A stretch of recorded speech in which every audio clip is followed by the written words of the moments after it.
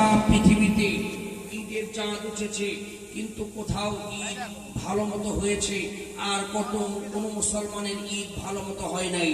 ওই গাজার মুসলমান আজকে সারা পৃথিবীতে মার খাচ্ছে। তারা আজকে ঈদের চাঁদ দেখা বাদ দিয়ে আমার ভাইয়েরা তারা খাবার খুঁজতে আল্লাহর কাছে সাহায্য চাচ্ছে যে আল্লাহ তোমার সাহায্য কত দূর। ভাইয়েরা আমার, এমন একটি সময় আমরা কোরআনের আলোচনা করতে এবং শুনতে বসেছি যে সময় এই ভারতের মাটিতে 100 বছরের বাবরি মসজিদকে ভেঙে ভেঙে টুকরা টুকরা করে দিয়েছে। শুধু বাবরি মসজিদকে ভেঙে ভেঙে টুকরা টুকরা করে দেয় নাই, সারা পৃথিবীর মুসলমানদের কলিজা টুকরা টুকরা করে দিয়েছে। বাবরি মসজিদ ভেঙে রাম মন্দির তৈরি করেছে।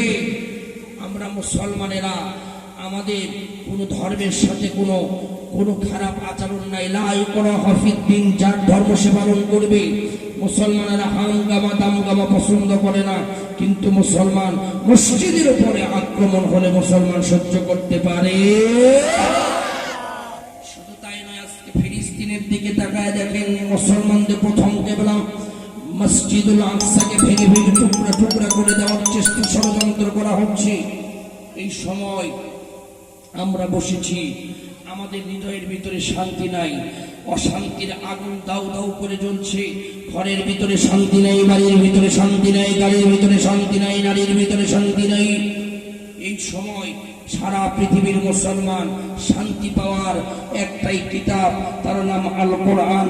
আল কোরআন, আল কোরআন, দি মিরাকল অফ দি হোলি কোরআন।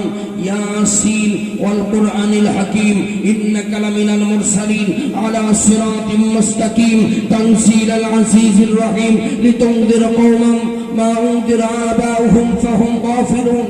এই শান্তির কিতাবের নাম আল কোরআন।